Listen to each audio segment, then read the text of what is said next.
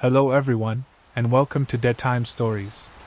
Tonight, the storm outside isn't the only thing brewing. True tales so chilling they'll make your skin crawl, yet so mesmerizing you won't be able to turn away. But here's the twist. That distant thunder isn't just atmosphere. It's the key to unlocking your deepest sleep.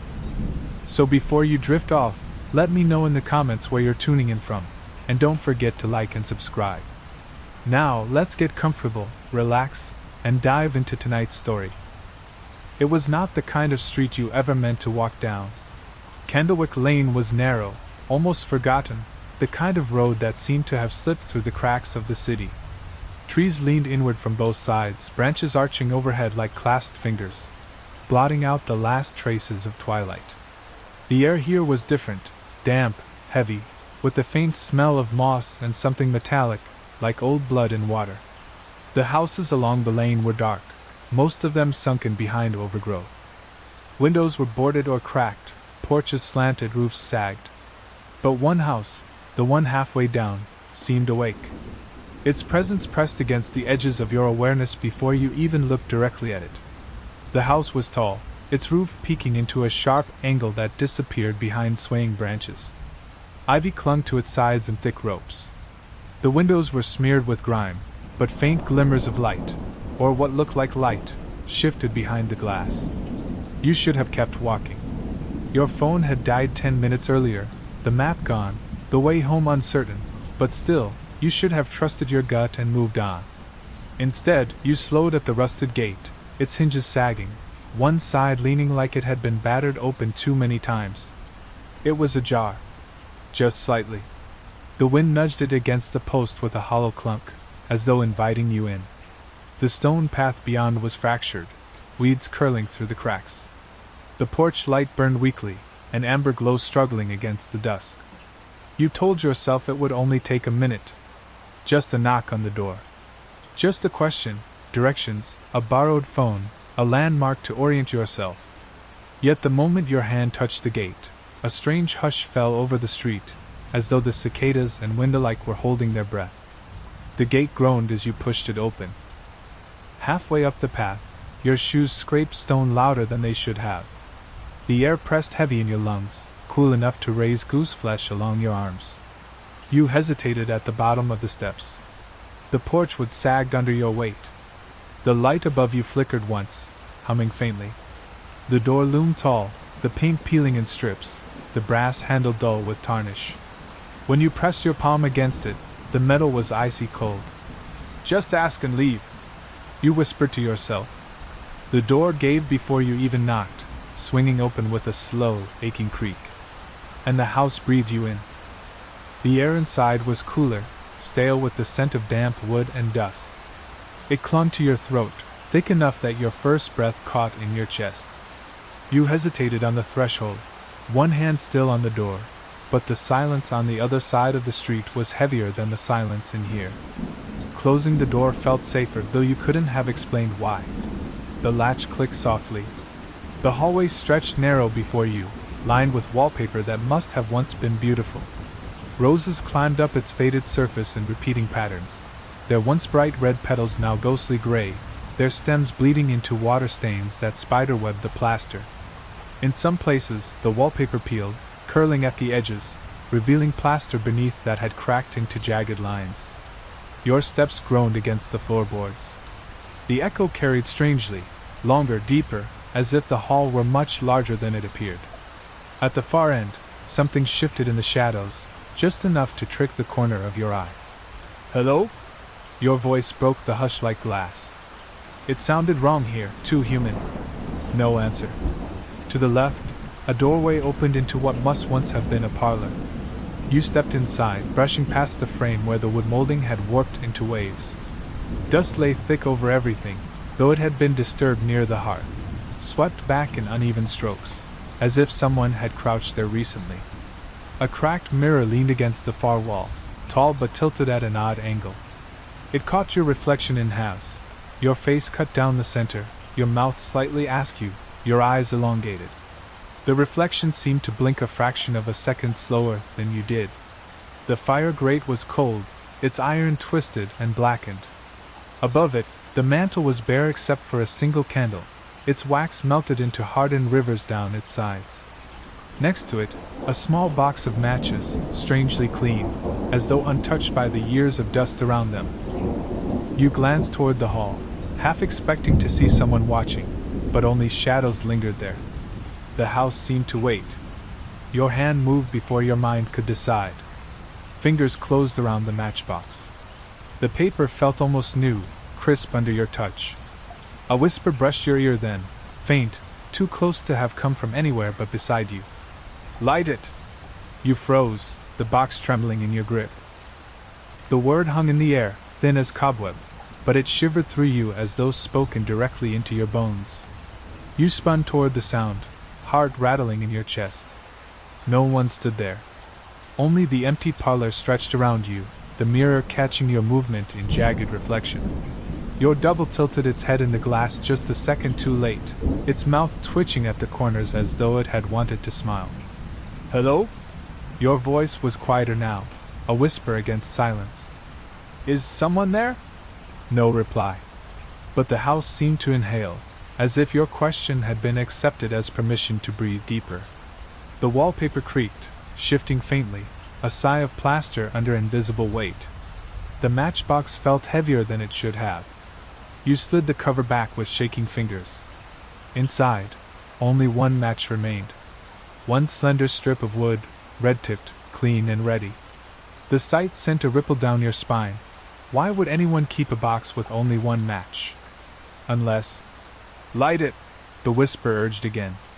Closer this time. Right at your ear. You stumbled back, nearly dropping the box. The candle on the mantel leaned in the dimness, its wick long and blackened.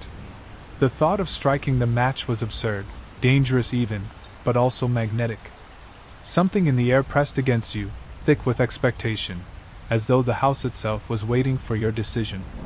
Your hand moved on its own. Wood rasped against the strip.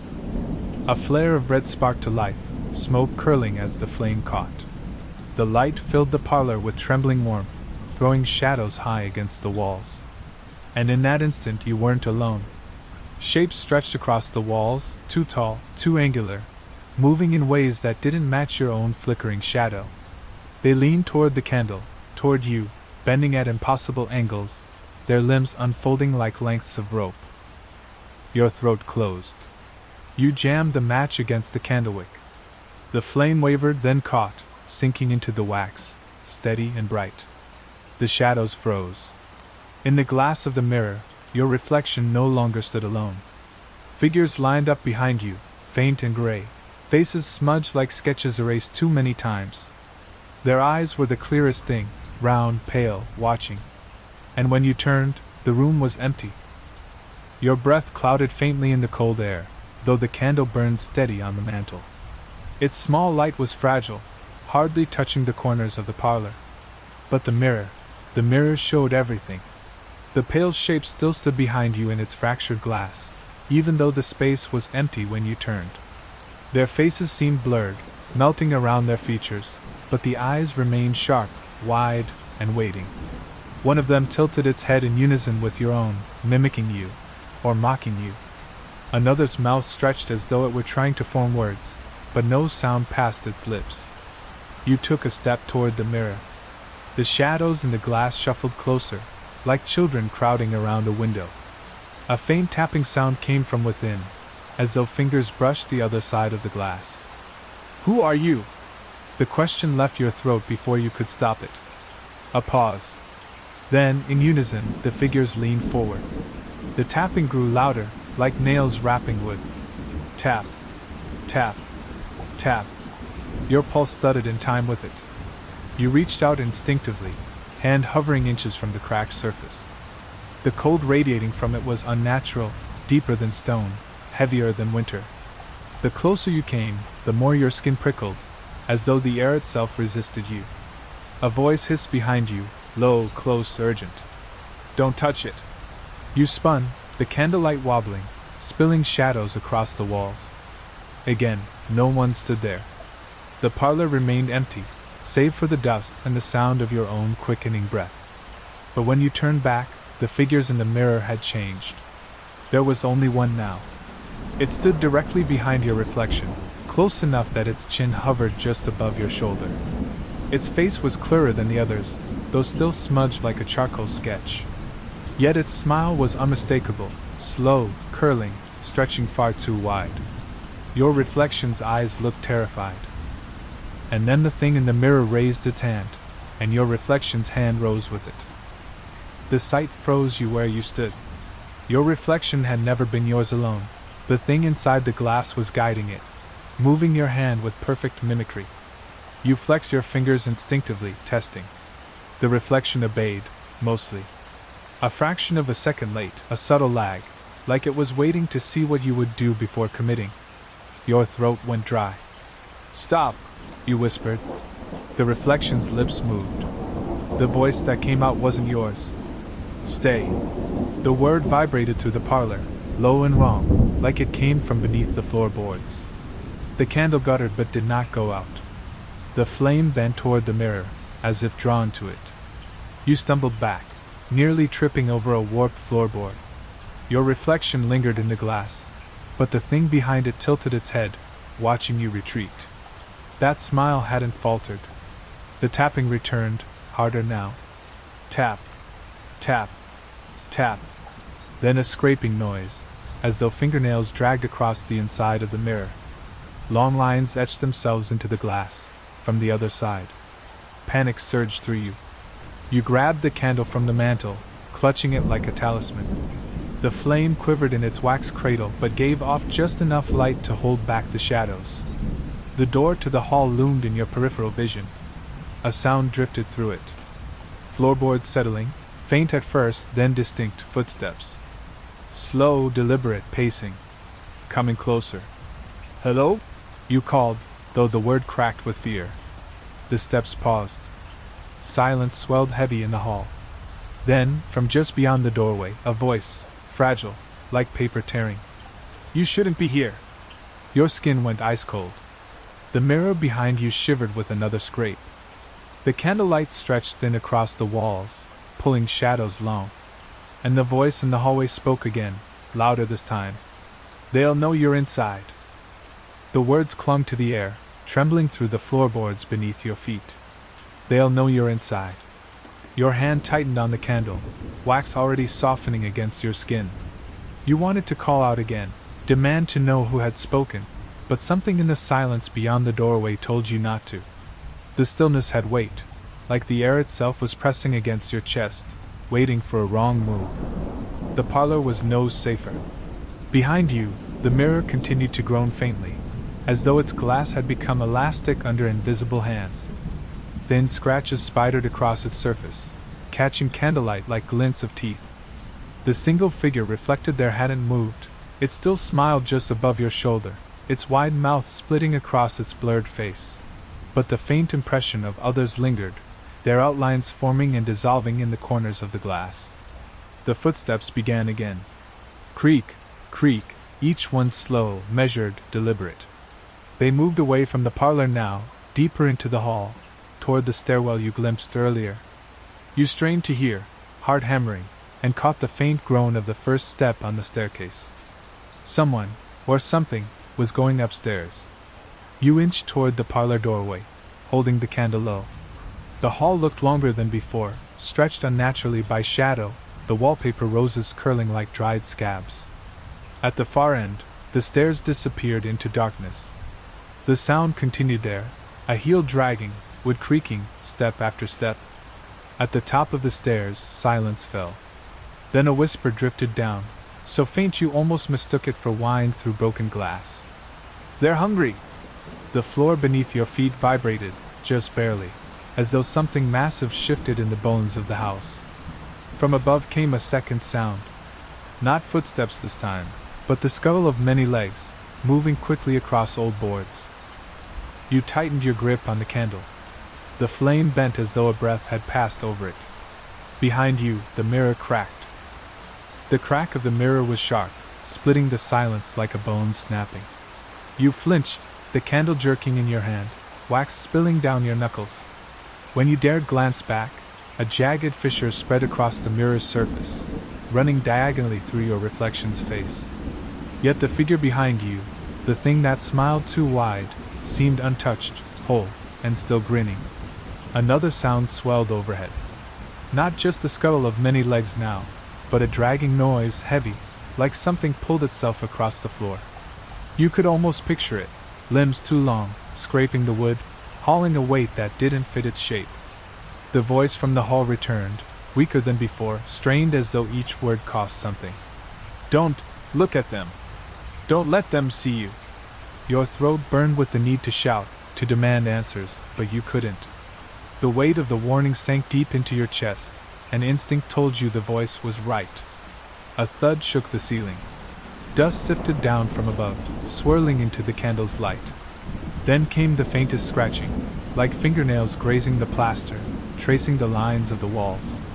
The sound traveled, moved, down the hall, toward the stairs.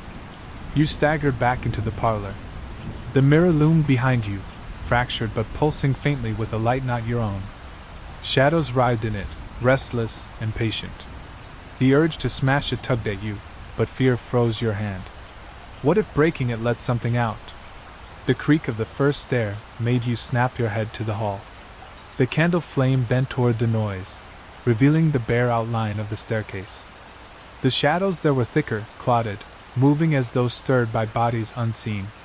And then, a sound so human it rattled you more than any scuttle or scrape. A laugh. Not loud, but low, hushed, a chuckle that seemed to tumble from the top of the stairs like water spilling over stone. Your breath hitched. The candle flame guttered. The laugh stopped. And in the silence that followed, you realized the scratching hadn't gone away. It was closer. Much closer. The scratching was steady now, a rhythm that sank into your nerves. Scrape, pause, scrape. It wasn't hurried. Whatever it was, it knew you were here. It knew you were listening. The first shadow broke across the bottom step. At first, you thought it was just the candlelight bending, but no, the shape thickened, stretched, poured downward like oil seeping from the cracks between boards. It had no outline you could name, only movement, folding in on itself as it crept lower. Your pulse hammered in your ears. Instinct screamed at you to run, but the door you'd entered through was swallowed in darkness, the way back somehow longer than it had been minutes ago. And the mirror behind you, no, that was not an escape. The voice in the hall, your unseen companion, spoke again, softer than a breath, trembling. "Don't let it hear you breathe." You clamped a hand over your mouth, lungs straining against your ribs. The candle wavered in your other hand, flame shrinking, then swelling, as if caught in a tide of unseen air. The scratching stopped. A silence, terrible and deep, filled the house. You could almost hear the timbers listening. Then a dragging sound tore through the air, something long and heavy hauled across the step. The shadow twisted, swelled, and for the briefest instant, you glimpsed the edge of something pale within it. A hand, maybe? Or what had once been a hand. Fingers stretched too thin, curling into the wood like hooks. The candle flickered violently. The wax hissed where it spilled against your skin. You staggered back into the parlor, nearly toppling into the mirror. That was when the laughter returned. Not one voice this time, many. They rose from the stairwell in a sickening harmony, laughter warped and jagged, like glass grinding against stone. The sound echoed through the house, vibrating in your chest, filling your skull until you nearly dropped the candle. The shadow paused on the final step, waiting, and then silence. The next sound didn't come from the stairs. It came from directly above you. The boards above your head groaned, bending under a weight far heavier than footsteps. Dust sifted down in thin streams, carrying the scent of mildew and something sour, like spoiled milk. You lifted the candle instinctively, its weak light spilling upward, trembling against the cracked plaster ceiling. For a heartbeat, nothing stirred. Then press. The ceiling dipped inward, a dark bulge pushing down as if something enormous shifted just overhead. The wood creaked, nails whining in protest. Whatever it was, it dragged itself slowly, deliberately, across the boards. Each movement left faint indentations in the plaster, long grooves gouged by unseen limbs. You staggered back. heart slamming. The voice from the hall returned, thinner than before, almost breaking apart in fear. "Don't look up, don't!" The ceiling cracked. A line split open directly above you, plaster crumbling. Through the fissure, something pale pushed through, long, jointed, too many segments. It writhed, curling downward like the leg of some impossible insect. Its tip ended in a hand, skeletal, the fingers flexing, scraping dust into your eyes. You stumbled, choking on grit, clutching the candle to your chest. The flame guttered, then steadied, casting its fragile glow upward.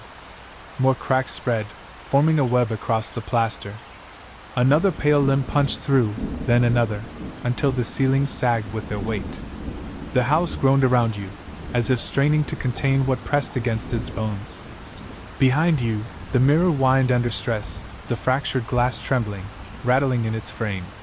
In its reflection, the figures were no longer passive shadows. They were closer now, gathered at the surface, pressing their palms against it. Their blurred mouths moved in silence, desperate, pleading. The laughter swelled again, rolling down from the ceiling like thunder. And then the voice, the human one, the one that had tried to warn you, rose in a ragged cry. "Run!" The ceiling split wide. The ceiling tore open with a shriek of wood and plaster. Chunks rained down around you, smashing to powder against the floorboards. The candle flame bent and swayed, barely clinging to life in the chaos. Something pressed through the gap. It was not a single shape but many, writhing against each other, as though fighting for space. Pale limbs, jointed wrong, bent like broken marionettes. Fingers curled at their ends, too long, each nail sharp and blackened. The limbs flailed blindly for purchase, scraping deep furrows into the wood, sending splinters skittering across the parlor floor. You stumbled backward, nearly falling into the mirror. The figures trapped inside clawed at the glass, their blurred mouths widening in silent screams. For the first time, you realized, they weren't mocking you. They were warning you. The limbs spread wider, pulling apart the plaster until a gap opened large enough for something else to emerge. A head pushed through, pale and slick, its shape grotesque in the candlelight. It had no eyes, only hollows that seemed to drink the light in. A mouth split open beneath them, a raw seam lined with too many teeth. The voice from the hall cried out again, hoarse, desperate. "Don't look at it!" But your eyes were already locked. The creature froze mid-descent, its eyeless face angled directly toward you. Though it had no pupils, you felt its gaze pin you in place, cold as iron. The candle flame bent sharply toward it, as though drawn into the voids where its eyes should be. A low hum vibrated through the house. Boards rattled, walls shivered. The mirror behind you cracked further, shards trembling loose at the edges of the frame. The figures inside beat against the glass, frantic, their blurred forms shattering against each other in chaos. The thing lowered another limb. It touched the floorboards, testing, like a predator easing into new territory. And then, another sound cut through everything.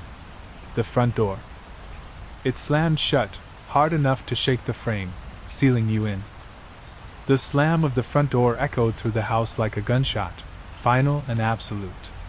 The sound rolled through the walls, rattling the cracked glass of the mirror until another shard split free and clattered against the floor at your feet. The thing in the ceiling twitched at the noise. Its limbs spasmed, scraping deep gouges into the wood. Then, as if the slam had given it permission, it pushed the rest of its body through the breach. The plaster gave way in a rain of dust. The creature landed hard in the center of the parlor, boards groaning beneath its weight. Up close, its size was staggering, long, skeletal limbs bent at strange angles, its torso a mass of pale, stretched skin clinging to bone. Its mouth opened wider, a gash splitting to its ears, and a wet, rattling hiss filled the room. You staggered back, clutching the candle, your breath ragged. The light cast a trembling halo that barely reached the edges of the creature. Its skin seemed to drink in the glow, leaving its hollow face dim and undefined, like smoke given shape. From the hall, the unseen voice came again, sharp with urgency. "Don't move! Don't!" The hiss swelled, drowning the warning. The creature turned its head toward you, the motion jerky, too fast, like something remembering how joints should work. It lowered itself, limbs folding insect-like, and pressed one long hand against the floor. Its fingers splayed, nails sinking into the wood. The house groaned.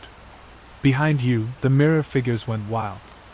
They slammed their palms against the glass in unison, their blurred mouths opening in silent screams.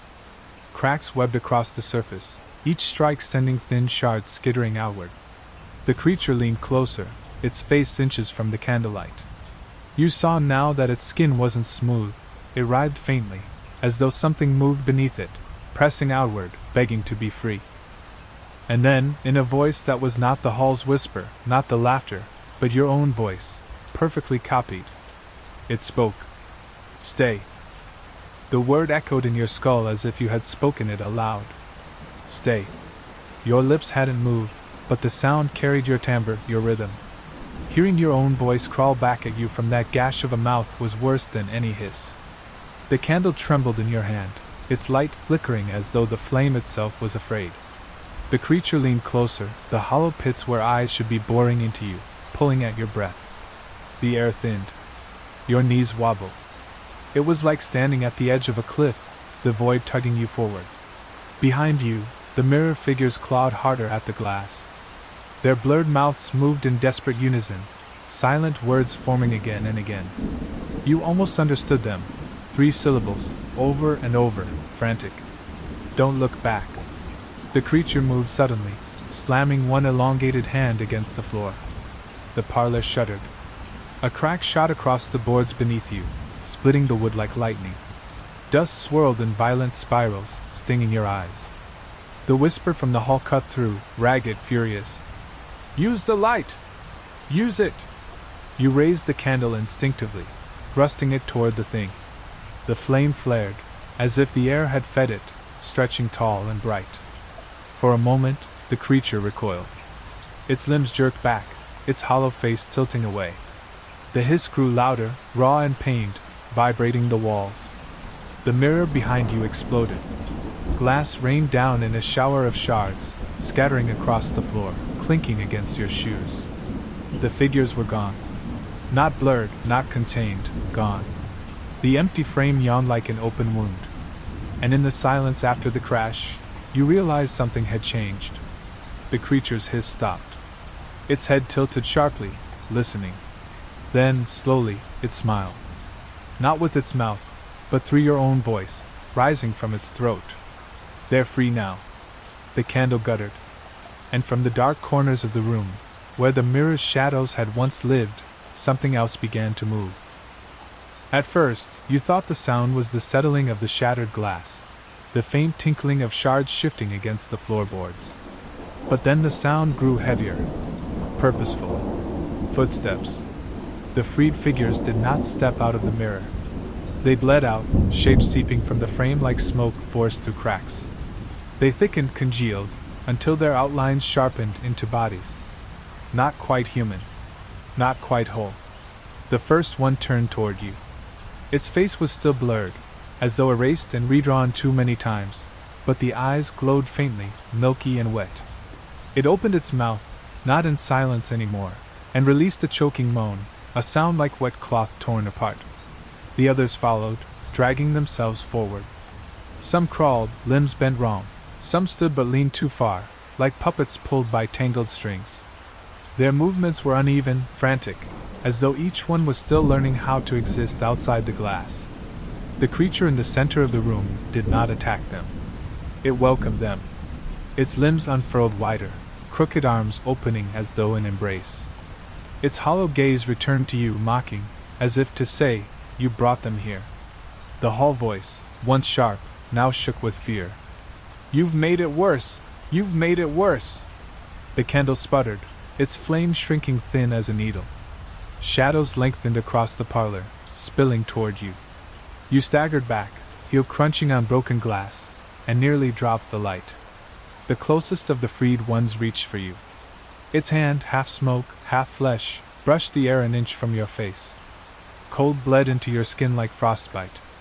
Its mouth stretched wider than it should have, moan rising into a scream that clawed the air raw.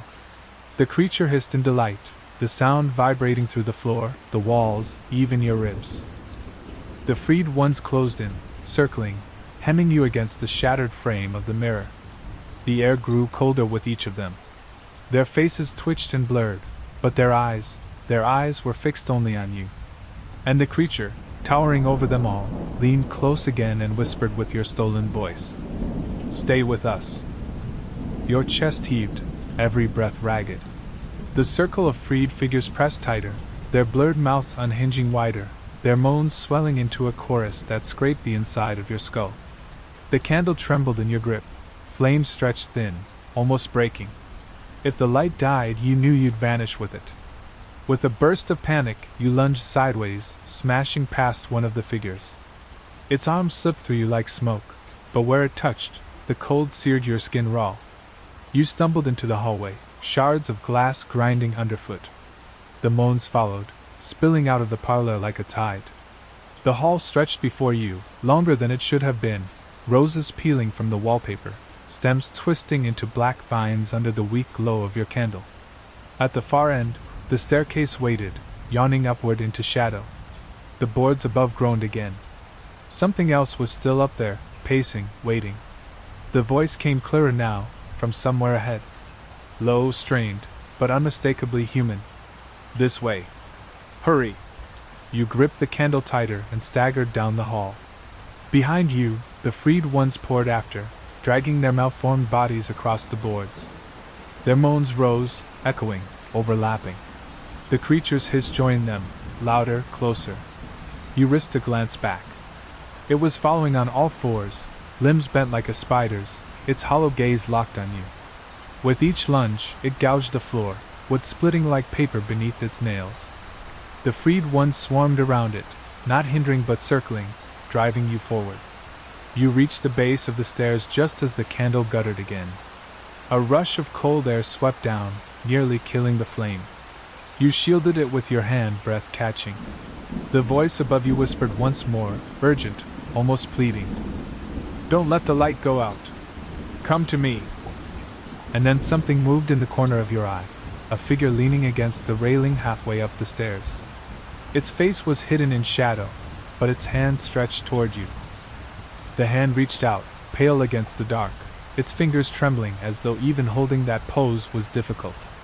The voice, closer now, no longer a whisper but a harsh rasp, spilled from the shadows above. "Don't stop. Come to me." The freed ones moaned behind you, their sound reverberating like a chorus in the narrow hall. The creature's limbs clattered across the boards, each gouge in the wood closer, sharper, hungry. Your candle was the only thing holding the dark back, and the flame's frail wobble seemed smaller with every step. Your eyes locked on the figure's outstretched hand. The gesture was so human, so desperate, that it rooted you to the spot. Yet doubt gnawed at you. What if it was only another trick of the house? Another mouth wearing borrowed words? The figure leaned forward, its arms shaking. Its face still hidden, but its voice cracked with urgency. "They can't follow where I'll take you. Just don't look at them." The moans behind you swelled, so loud the walls rattled. One of the freed brushed your shoulder, and the cold carved down your spine like a blade of ice. You gasped, nearly losing the candle. The creature hissed louder than all the rest, jerking closer, its hollow eyes fixed on you. Its teeth, or what passed for them, clicked against each other in anticipation. You had no choice. You threw yourself onto the stairs, the wood groaning under your weight. The freed ones clawed after you, their arms stretching farther than they should have, fingers grazing the banister. But the moment your foot hit the first step, they faltered. Their moans dipped, hesitant, as though some unseen boundary kept them from following. The creature did not hesitate. It lunged, slamming one jagged limb against the stairwell. The whole frame shuddered, dust exploding from the walls. The figure halfway up the stairs grabbed your arm, pulling you into the shadows. Its grip was clammy but strong, too strong. It leaned close, its face finally emerging from the dark. You wished it hadn't. The candlelight tilted upward as you stumbled onto the next step, throwing weak light against the figure's face. At first, you thought the shadows were still playing tricks, blotting features into obscurity. But then you realized the face itself was wrong. The skin looked stretched, thin as parchment, sagging in places where bones should have given shape. Its eyes were deep-set, too large, shimmering faintly like glass marbles catching the flame. The mouth, cracked at the corners, trembled with strain as words pushed through. "Don't look at me! Just climb!" The grip on your arm was painfully tight, the fingers digging into your flesh. You tried to pull back, instinct screaming to break free, but the sound behind you, the creature hauling itself higher, nails tearing through the stair frame, shoved reason aside. The figure tugged you upward, faster than your legs wanted to move. Each step groaned, each board threatening to give. The candle flame flared, then shrank, as if gasping for air. "Who are you?" you managed between breaths. The figure didn't look at you. Its two large eyes stared straight ahead, unblinking. "Not who. What's left?" Behind you, the freed ones moaned in unison, their chorus shaking the walls. Yet they remained at the base of the stairs, writhing, pressed against some invisible threshold. The creature, though, had no such barrier. It surged upward, its limbs snapping against wood, splinters raining like hail. "Climb faster!" the figure rasped. Its voice cracked, not fully human, as though it spoke through layers of broken glass. "It'll tear the stairs down if you don't." Your lungs burned. You stumbled, candle almost slipping from your grasp. The flame wavered dangerously, shadows clawing at its edges. The figure shoved you hard, catching the candle before it tipped. For a moment your eyes met, and in its gaze you saw not malice, but exhaustion. Centuries of it. "Don't let it take the light," it whispered. "If the light dies, so do you." The creature's hiss thundered up the stairwell. And then the step beneath your foot cracked. The crack split through the wood like lightning. The step sagged, then buckled under your weight, sending splinters slicing your ankles. You pitched forward, clutching the banister with one hand, the candle with the other. Hot wax spilled over your wrist, stinging, but you didn't dare let go. The figure yanked your arm, pulling you higher, its own steps unnaturally quick, skittering like it weighed nothing. Its grip bruised, iron tight, as though letting you fall would mean its own ruin. Behind you, the creature's hiss grew deafening. It lunged up the stairs, each impact shaking the frame loose. Boards cracked, nails screamed, and the freed ones below wailed as dust rained over their blurred faces. You scrambled, your shoes slipping on warped wood, each stair threatening to give. The figure snarled, a sound halfway between encouragement and command. "Don't stop! Don't look back!" You didn't. But you felt it. The hot rush of air as the creature's jagged limb struck just behind your foot, gouging deep into the step you'd left. Splinters whipped against your calf. The staircase shuddered, sagging under its combined weight. The candle flame fought to stay alive, straining against drafts. It flickered dangerously as another board splintered beneath the creature. The figure ahead of you hissed, its stretched mouth curling into a grimace. "Up! Now!" The landing was close, just a few more steps, but the house seemed to lengthen them, stretching the climb into something endless. Your chest burned, legs quivering. Another crack split the stairwell, this time beneath the figure. The banister tore loose, falling into the black maw below. The freed ones screamed, reaching upward as the railing crashed among them. The figure hauled you the last few feet, dragging you onto the landing just as the staircase gave out. The entire structure collapsed in a roar of splintering wood and splashing darkness, swallowed by the shadows below. The creature shrieked, a sound that split your ears, as it plunged down with the wreckage. Silence followed. Your chest heaved. The candle flame shivered, tiny but unbroken. The figure released your arm at last. Its two large eyes blinked once, slow. "They'll climb again," it said. "They always climb again." The air upstairs was heavier, thicker, as though the dust had soaked into it like damp cloth. Each breath felt weighted, and even the candle's weak glow struggled to push more than a few feet into the gloom. The figure's grip finally loosened, though your arm still burned where its fingers had dug in. The landing stretched out in both directions, a narrow corridor running left and right. Doors lined the hall, their frames warped, their brass knobs dull with tarnish.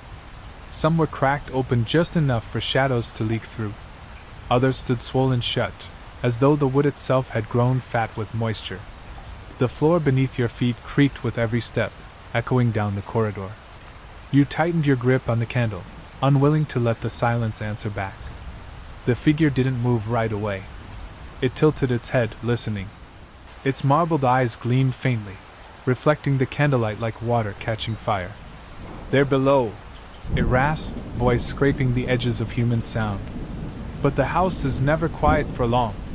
A chill wind slithered through the corridor, brushing the flame. The doors quivered faintly, hinges whining, as though something behind them had stirred at the sound of your arrival. You whispered before you could stop yourself. "What's behind them?" The figure's mouth stretched tight, its words spilling like broken glass. "Not doors. Not anymore." One of the knobs rattled. Then another. A slow chain reaction, handles twisting, wood groaning. The sounds crawled up the hallway until every door seemed to pulse with quiet insistence. Something was awake behind each one. The figure turned its two large eyes on you, unblinking. "Do not open. Whatever you hear, whatever you see. Do not." The words pressed into you like nails. Yet already, faint noises seeped from the other side of the nearest door. A child's sob. A woman's laugh. The scrape of claws across stone. Your skin prickled. The candle flame wavered, tugged toward the door as though drawn by an unseen breath. And then, from behind the nearest door, a whisper that chilled your blood. Your own voice. Calling your name. Your name slid from the crack in the wood like smoke. The voice was yours, too perfect to be an echo. Hearing it in that tone, soft, urgent, begging, pulled something deep in your chest. "Please let me out." The candle flame bent toward the door, drawn like a moth to its glow. The brass knob trembled, metal squealing against rust as if eager for your hand. You froze, arm twitching with the impulse to reach. The figure's claw-like grip caught your wrist before you could move. Its marbled eyes bore into yours, wide and glassy, refusing to blink. "Don't listen," it rasped. "They wear you. They speak in your skin until you believe them." But the voice persisted. Louder now. "You don't understand. I'm trapped. I'm you. Let me out before it's too late." The other doors joined in, one by one. From your left, the sound of sobbing children rose into laughter that curdled at the edges. From your right, a man's low whisper slithered through the cracks. "I'll help you. I'll show you the way out." Another door rattled violently, shaking on its hinges as if something inside clawed for release. The sound of nails scraped the other side, rhythmic, desperate. Your stomach turned. Sweat slid down your spine. The figure hissed, jerking you back from the nearest door. "Do not answer. If you answer, it is you." The phrase chilled you, its phrasing so deliberate, so final. You swallowed hard, holding the candle close. The flame quivered, throwing jagged shadows across the warped wallpaper. But the voices weren't finished. They overlapped now, a symphony of mockery and plea. Your own voice repeated your name in 1,000 pitches, high, low, whispered, screamed. Each one was so convincing, so full of urgency, that your own tongue almost shaped the reply. "I'm here," one begged. "Help me," another cried. "Don't leave me in the dark," a third wept. The corridor vibrated with them. Knobs turned. Hinges shrieked. And then silence.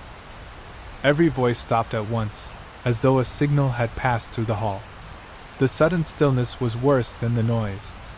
The figure's two wide eyes darted toward the farthest door.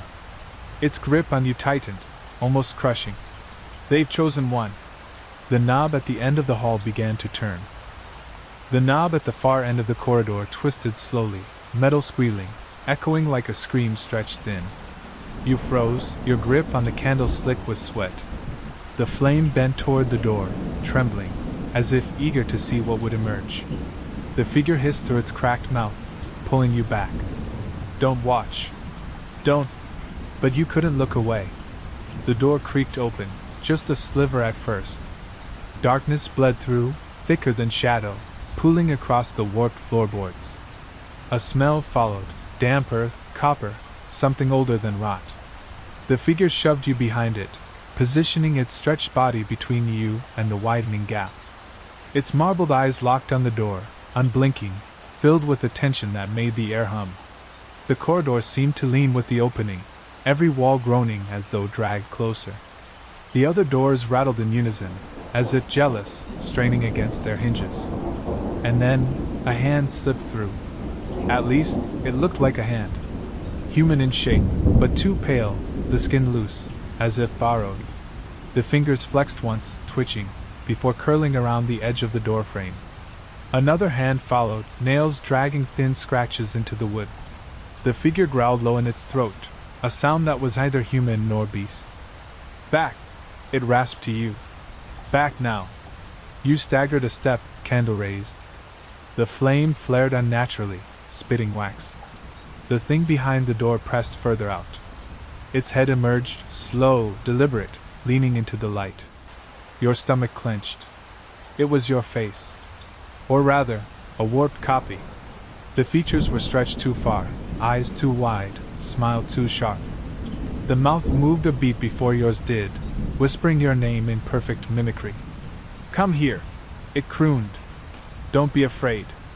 You've already opened me. The figure blocking you snarled again, shaking.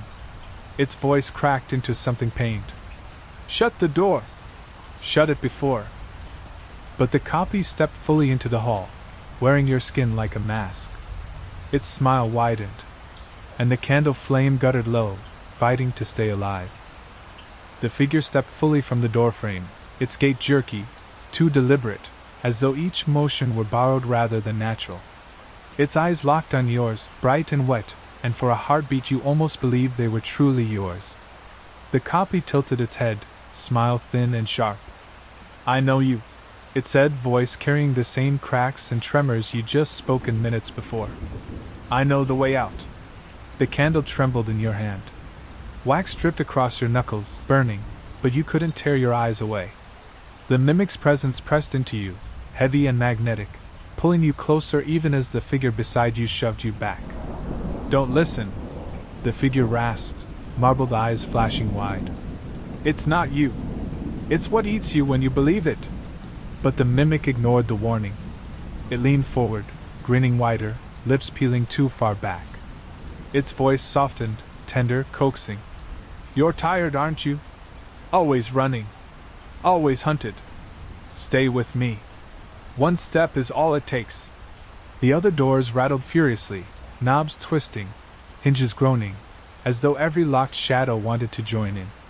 But none dared open. This one had been chosen, and the rest seemed to know it. The mimic stretched out its hand. Its skin was pale, cracked at the knuckles, veins traced faint blue beneath its surface. Take it, it whispered. You can leave this place. I promise. Your breath hitched. Some small, aching part of you wanted to believe it. Wanted to end the chase, the dread, the endless dark. The figure grabbed your wrist, holding you still. Its cracked mouth opened in a hiss, words vibrating with desperation. If you touch it, there'll be nothing left of you. Not even bones. Just another door. The mimic's head tilted further, unnatural, bending almost to its shoulder. Its grin deepened. Don't trust it, it said, mocking the figure's warning, in the figure's exact rasping voice. The corridor shook, dust raining from the ceiling. Both of them stared at you, waiting. One with glassy, desperate eyes. One with your own face, smiling too wide. And your candle flame guttered, shrinking smaller. The corridor groaned like a ship at sea, the wallpaper roses peeling in strips, plaster cracking as if the house itself leaned in to listen. The mimic's hand hovered inches from you, pale and trembling, but steady in its awful patience. The figure's grip on your wrist was iron, its cracked mouth twisted into a grimace of strain. And the candle, your frail lifeline, shrank to the size of a pin. The flame bent sideways, fighting invisible breath. You felt the cold closing in, shadows crawling up the walls, eager for the light to die. The mimic's smile softened into something almost kind. It hurts, doesn't it? The weight of this place. Give it to me. I'll carry it. Just touch my hand. The figure snarled, voice fracturing like a splintered beam. Lies. All lies. It feeds on the wanting. Don't give it yours. The air throbbed between them, your heart sinking with the rhythm. Each beat sounded like a knock against the doors lining the hall. Bang. Bang. Bang. The other knobs rattled harder, furious, jealous of the one that had opened. Your body swayed forward then back, caught in the tug of their voices. Your throat ached to speak, to choose, but words refused to come. The mimic leaned closer, its face flickering between yours and something stretched, monstrous, teeth jagged, gums raw. Then back again, smiling softly, gently. Trust me, it said in your exact tone. Haven't you always trusted yourself? The figure's glassy eyes widened, desperate, almost pleading. If you give it one breath, it will wear you forever. You'll never find the way out. The candle's flame guttered once, twice, nearly gone. For a split second, darkness swallowed the hall. In that instant, the mimic's hand brushed the air near your cheek, so cold it burned. The figure yanked you back with a cry, the sound inhuman, scraping. The candle flared again, weak but alive. The mimic's smile broke into something jagged, furious. Its voice deepened, layered, no longer yours but many at once. You can't run from yourself. The hall thundered with the sound of every door unlocking at once. The sound of locks snapping echoed down the corridor like gunfire. One by one, the brass knobs twisted, hinges shrieked, and doors flew open with the force of something long denied. The hallway convulsed with noise, laughter, sobbing, whispers, screams, a cacophony of voices spilling into the stale air. The first door to your left banged open. From it crawled a child's shadow, its body thin and sharp, hands dragging across the floor as though it carried invisible chains. It raised its face, but there were no eyes, only gaping sockets that wept dark fluid. Another door crashed open farther down. A figure stumbled out, a woman in a shredded dress, her hair hanging in wet clumps, skin pale as wax. She smiled with cracked lips, whispering your name in 1,000 overlapping tones, as if her mouth contained a choir. From the right, 3 shapes spilled together, crawling on all fours. Their joints bent backward, bones snapping audibly with each movement. Their faces were blank, features smeared as though wiped away, but their heads tilted toward you in perfect unison. The mimic in front of you grinned wider, its voice swelling above the chaos. You've opened them all. And now they're free. The figure holding you hissed, pulling you backward with sudden, violent strength. Move! The hall twisted as though it had no end, doors vomiting things that had no business being in the same world. The air was thick with their moans, their scratching, the weight of too many presences pressing against your lungs. The candle sputtered, shrinking again, fighting the flood of darkness.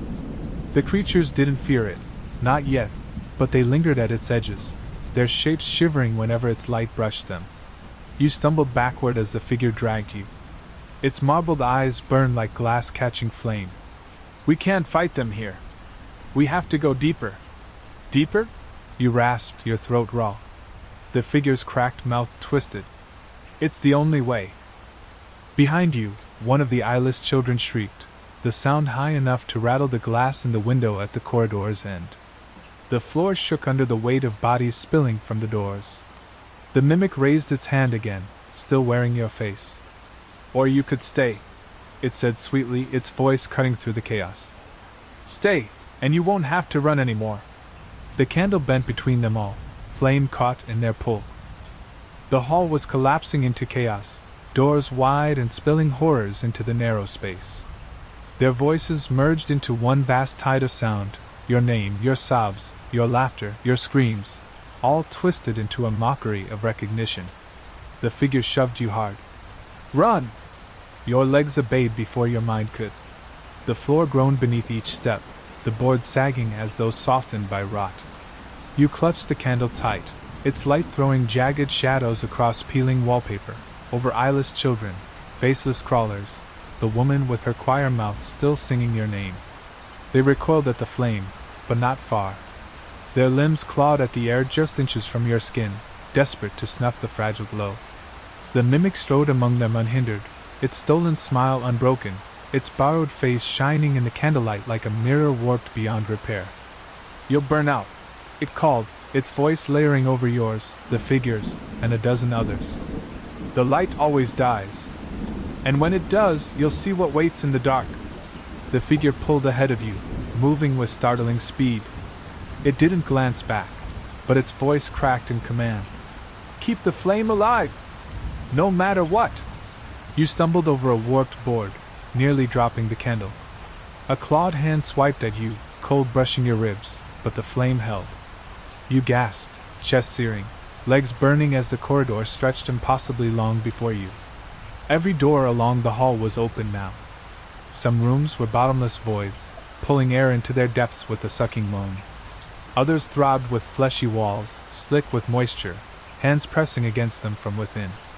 You didn't dare look too long, your focus locked on the figure's pale back, its glassy eyes glinting each time it flicked its head forward. A roar shook the walls, deeper than any of the voices. You didn't have to look back to know the creature from below was climbing again, dragging its broken limbs toward you. The freed ones scattered to make way, their moans rising in frenzied welcome. The figure slammed its shoulder into a door at the end of the hall. The wood splintered, hinges shrieked. It shoved you through the opening with brutal force. Inside, it spat. "Now!" The candle flame bent hard toward the threshold, as if the room itself was pulling it in. You stumbled into the room, clutching the candle like a lifeline. The door slammed behind you with a hollow thud, the figure's gaunt form pressing against it as though holding back the tide of voices and claws just outside. The wood shivered with each impact. Inside, the air was different. Still stale, but thicker, damp, as if the walls themselves were sweating. The candlelight spilled over faded wallpaper. Not roses here, but spirals. Endless spirals, hand-painted, curling into themselves again and again. The design covered every inch, walls, ceiling, even the warped floorboards beneath your shoes. The spirals made your vision sway. You blinked hard, but each glance back pulled you deeper, the coils tightening, dragging your gaze to their center. The candlelight licked the patterns, making them seem to twist, alive. The figure hissed at you without turning. "Don't stare. The walls eat thoughts." You tore your eyes away, clutching the flame close. The candle's warmth was your only anchor, your only measure of reality in this room that seemed to breathe. The impacts outside grew louder. Fists, claws, voices pounding against the wood. The mimic's voice rose above them all, perfectly steady, perfectly cruel. "You can't hide in there forever. It was made to keep you, not free you." The figure snarled, pressing harder into the door. "Ignore it. It lies." The spiral seemed to hum in agreement, vibrating faintly under your feet. You took a step back, but the floor gave slightly, soft like flesh. Your stomach lurched. "Where are we?" you whispered. The figure glanced over its shoulder, marbled eyes catching the candlelight. "A stomach," it rasped. "A place the house feeds from." Your throat tightened.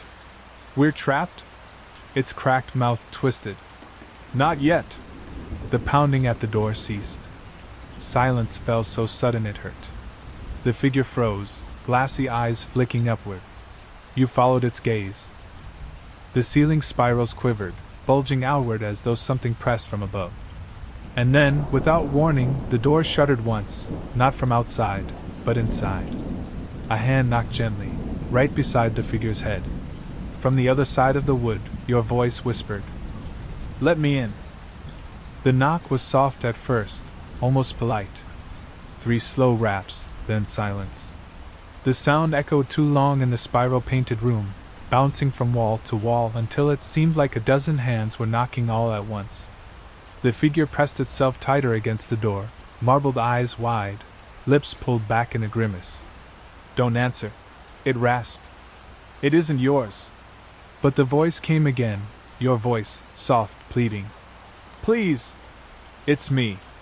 You locked me out. Don't leave me here with them." Your knees trembled.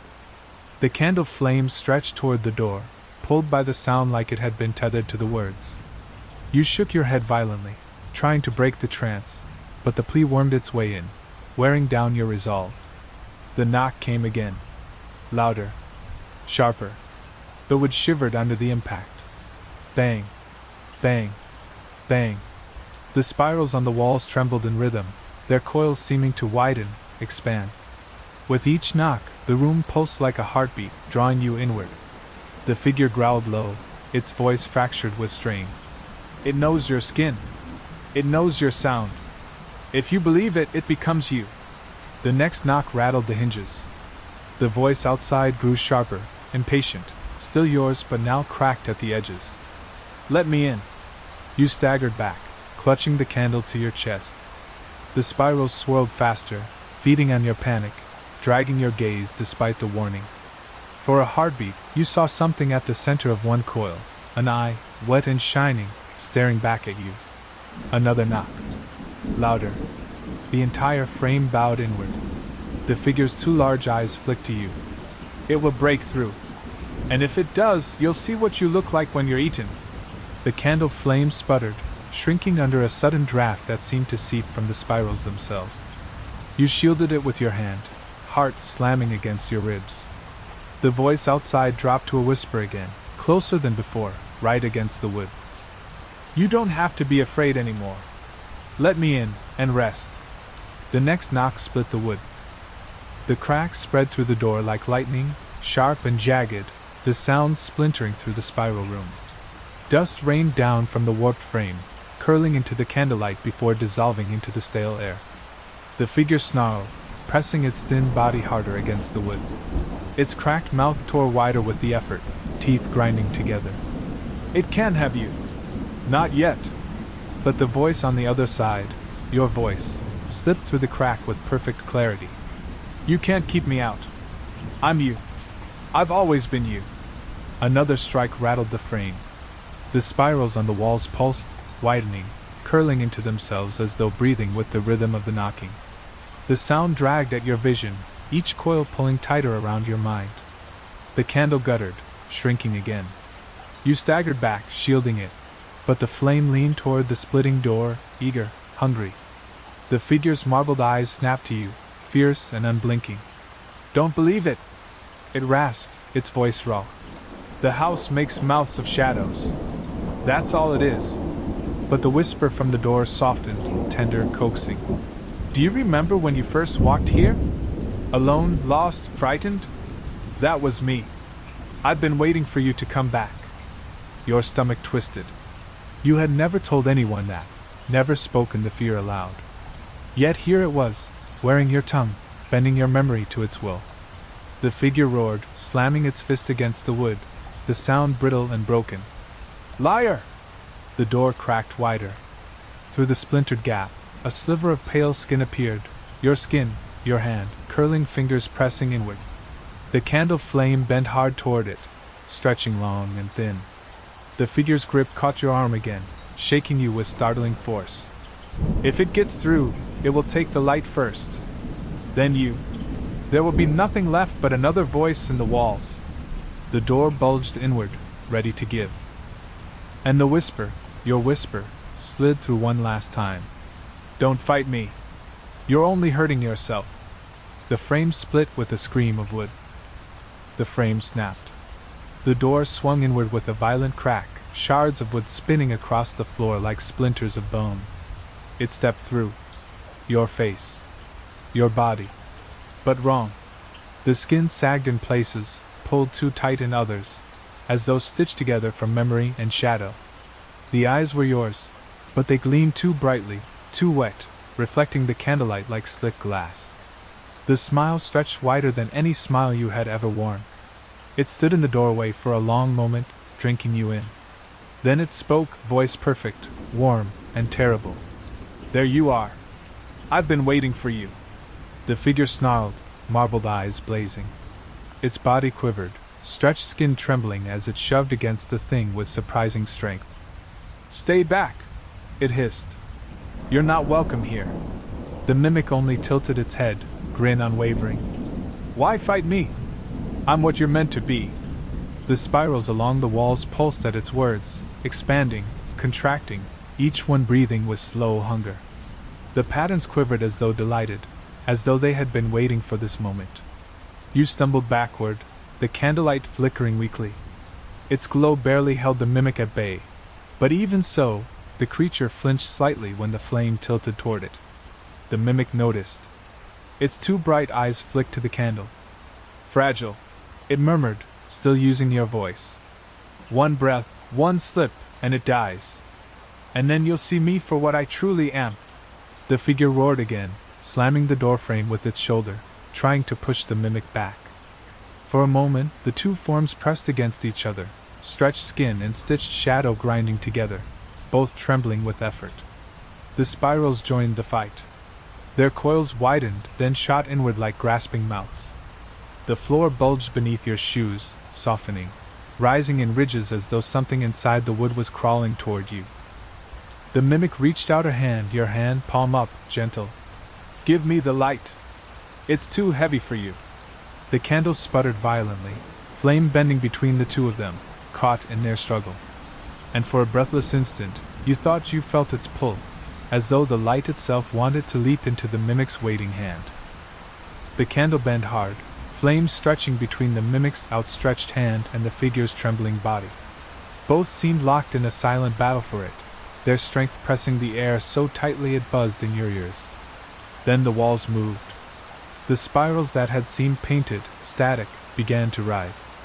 Their lines thickened, twisting out of the plaster like ropes unfurling from hidden knots.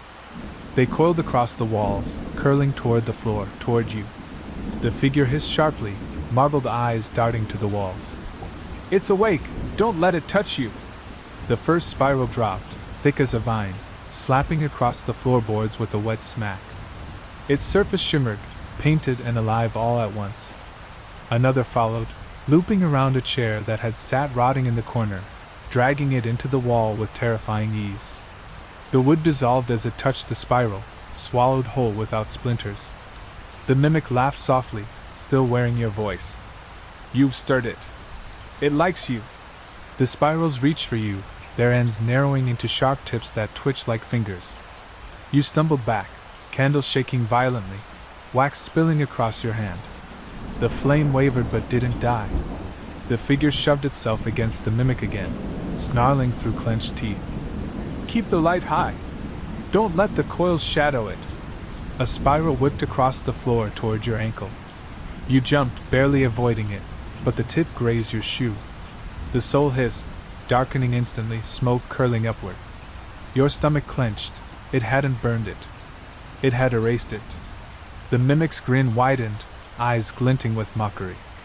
"See? You don't belong here. Not in the dark. Not in the house. But I do."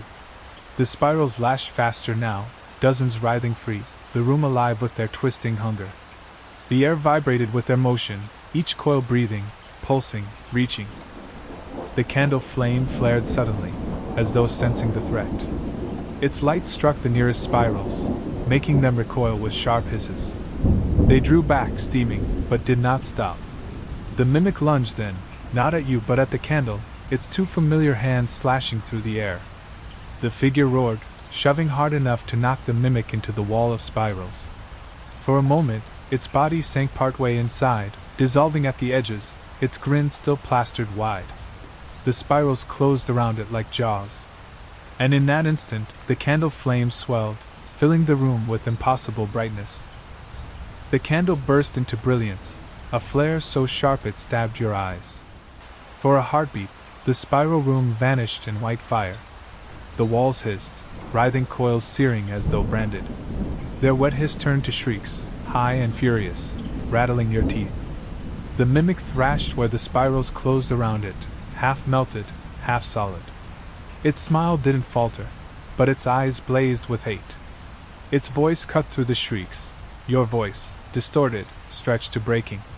"You can't burn yourself away." Then the spirals collapsed on it, swallowing the shape whole. The wall rippled once, then sealed, leaving only paint, smooth, wet-looking, but still. Silence. You gasped, chest heaving, candle trembling in your hand. The flame shrank again, fragile now, but steady. Its flare had cost it something. You could feel it in the way the air pressed colder against your skin, in the way shadows lingered at the corners of your eyes longer than they should. The figure staggered away from the door, shoulders sagging, chest heaving like it had run a mile. Its cracked mouth twisted in something between relief and warning. "Not dead," it rasped. "Nothing here dies. But you've bought time." You turned in a circle. The spiral room no longer pulsed, no longer breathed, but the patterns remained, darker now, glistening like wet ink. You had the sense they were waiting, watching, biding their time for another chance. The figure's glassy eyes fixed on your candle. "The house knows you now. Every door, every wall. It will send more." Your throat was dry. "Then where do we go?" It tilted its head, listening. The silence pressed heavy, oppressive, until you realized the pounding outside had stopped. The freed things, the creature, even the mimic's chorus, gone. For now. The figure pointed to the far wall, where a seam of black had appeared in the plaster, thin but deep. A door, not built, but formed. "There," it whispered. Deeper still. The seam widened, slow and deliberate, opening into nothing. No frame, no hinges. Just a hole, gaping, swallowing the candlelight before it could touch the other side. The figure's hand tightened on your arm again, clammy, insistent. "If we stay, the spirals will wake again. If we go, we face what waits below." Its marbled eyes gleamed like wet stone. "Choose." The seam in the wall yawned wider, swallowing the candlelight until the edges of the room seemed to curl into darkness. The figure pulled you toward it with desperate urgency, its too strong grip bruising your arm. "No," it rasped. "Before they wake again." But the spirals were not asleep. As you neared the black opening, the patterns quivered, faint at first, then violently. The coils twisted, tightening, lines dragging themselves across the walls in frantic loops. They pulsed in rhythm with your heartbeat, dragging the air heavier, thicker, until it pressed on your chest like stone. The candle flame bent backward, toward the spirals. The walls wanted it. A tendril peeled itself from the floor, slapping against your ankle with startling speed. The contact burned cold, like ice eating into your skin. You staggered, nearly dropping the candle, your free hand slamming against the wall for balance. The spiral where you touched rippled, widening, a wet circle spreading out from your palm. The figure yanked you back violently, snapping the tendril loose before it could climb higher. Its marbled eyes blazed. "Don't touch them! They'll draw you in until there's nothing left but paint!" The walls howled. Every spiral writhed now, dozens tearing free, slashing at the air like living whips. They struck for the candle, for your arms, for your face. You raised the flame instinctively. Its weak glow flared just enough to force the nearest coils back, shrieking where the light grazed them. They smoked, recoiling, but others surged forward, undeterred. The figure shoved you toward the seam. "Through!" You lunged, spirals snapping at your heels. One lashed around your wrist, not the one with the candle, but the other. The skin beneath it seared, vision sparking white-hot as your arm was pulled toward the wall. The spiral yawned wide, an open coil waiting to swallow you whole. The figure grabbed your trapped arm, claws digging deep into flesh. With a roar, it ripped you free, tearing skin where the spiral's grip had bitten deep. Blood spattered the floor, sizzling where it struck the painted coils. The walls screamed. The seam yawned wider, a gaping maw of pure dark. The figure shoved you hard, and you stumbled through, clutching the candle to your chest. The last thing you heard before the black swallowed you was the spiral's furious hiss, and the mimic's laughter rising faintly within it. The black swallowed you whole. There was no floor, no ceiling, no sense of falling. Just weightlessness, as if the house had stripped you of gravity itself. The candle's flame didn't gutter this time. It hovered steady, suspended with you, its glow bleeding only a few feet before the darkness devoured it. Beyond that faint halo, the void was endless. Your breath came ragged, each exhale loud in the stillness. The figure floated a few feet away, its stretched body rigid, glassy eyes fixed on nothing. It didn't flail, didn't panic. It seemed to know this place. The silence pressed so thick that when sound came, it jarred you to the bone. A creak, faint, like a floorboard bending under weight. Then another. They echoed all around, above, below, impossible to place. The figure's mouth cracked wider. It's hunting! Don't listen! But how could you not? The creaks grew louder, faster, until they surrounded you in a patterned footsteps. Dozens, maybe hundreds, pacing across invisible boards. Their rhythm circled you, tightening like a noose. The candlelight quivered as though buffeted by unseen movement. The air grew cold enough to sting your lungs. And then, faintly, between the creaks, came the murmur of voices. Your voices. Every breath you'd ever taken, every word you'd ever spoken, poured back at you in whispers. Some were muffled, like overheard conversations. Others were loud, sharp, echoing your tone from earlier tonight. Hello? Your own voice called from somewhere in the dark. Run! Another screamed, ragged and desperate. Stay! A dozen more whispered in unison. Your stomach twisted, nausea rising. You clutched the candle harder, knuckles white. The flame flared slightly, but it could not drown the sound. The figure drifted closer, its hand gripping your shoulder with sudden, startling force. Its marbled eyes shone in the glow, fixed directly on you. They'll wear you thin if you let them. Don't answer. Not even to yourself. But the whispers closed in, layered so thick they blurred into a single roar. And through it all, one voice rose above the rest, steady, calm, impossibly close. Your own voice, right at your ear. Give me the light. It's the only way forward. The candle flame bent sharply, pulled toward the sound. The whisper at your ear was so close you felt the warmth of breath against your skin. Your grip on the candle faltered. For a moment, your hand moved as though guided, lifting the flame toward the dark where the voice lingered. The light bent with it, stretching unnaturally long, straining to leave your hand. The figure's claws snapped shut around your wrist. Its grip was cold and bruising, but it anchored you. Don't give it! Its snarled voice jagged with panic. It doesn't want the flame, it wants you. The whispers surged louder in response. Hundreds of your voices, overlapping, crashing together in one monstrous echo. Some screamed. Some begged. Some laughed. All clawed at your mind with too much familiarity. The void itself rippled. The whispers thickened until they weren't just sound but weight, pressing against your chest, dragging at your limbs. The darkness ahead shifted, folding inward, and then outward again, like something vast and shapeless was trying to form. At first, it was nothing more than a blur, darker than the black it floated in. Then came hints of shape, shoulders too broad, arms that stretched too long, a head without a face. Its body flickered between shadow and memory, and every time your eyes tried to settle, it showed you yourself instead, your posture, your gestures, even the way your hand trembled around the candle. The flame bent violently toward it, straining, stretching until the wick bent low and wax hissed against your skin. The smell of singed flesh curled into the void. You hissed in pain, almost dropping it. The figure wrenched your wrist higher, forcing the flame upright. Its marbled eyes blazed like glass catching fire. It feeds on recognition. If you see yourself in it, it wins.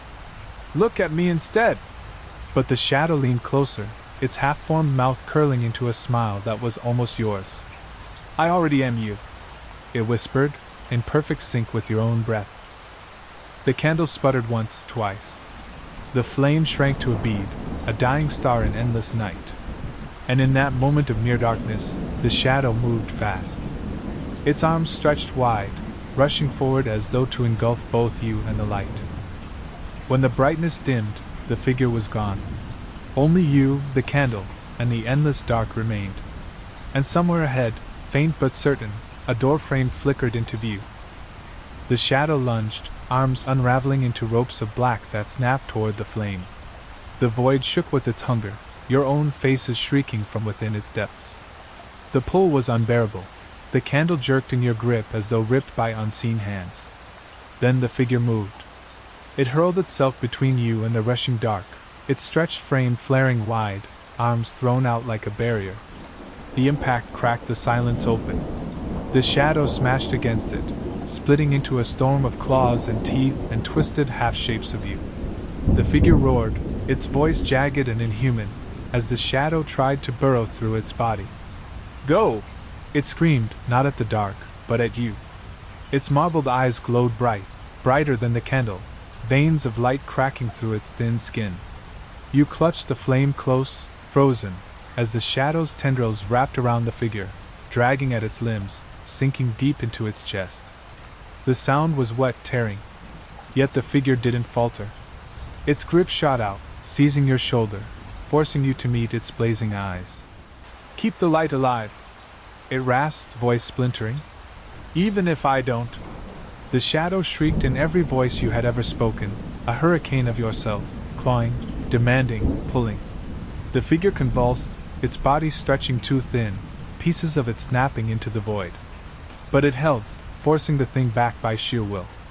The candle flared in sympathy, as if answering the sacrifice.